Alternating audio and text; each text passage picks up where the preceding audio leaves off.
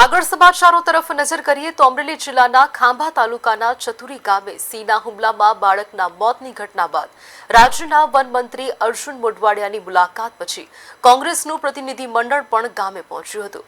જિલ્લા કોંગ્રેસ પ્રમુખ પ્રતાપ દુધાત, પૂર્વ ધારાસભ્ય પૂંજાભાઈ પંચ સહિતના આગેવાનોએ મૃતક જિયાનના પરિવારને મળી સાંત્વના પાઠવી હતી।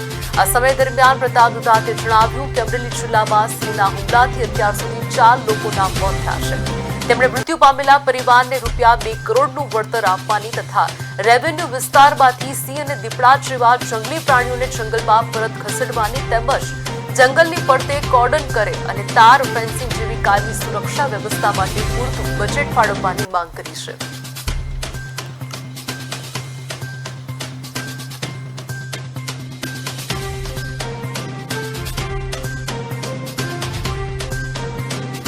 जबरदस्त भयंकर आक्रोश है અને આવનારા દિવસોની અંદર પોતાના હક અને અધિકાર અને માનવ જિંદગી બચાવવા માટે આ વિસ્તારના લોકો આવનારા દિવસોની અંદર સંગઠિત થઈને સરકાર પાસે માંગણીઓ સાથે આંદોલન તરફ પણ જઈ રહ્યા છે એટલું કહી શકાય।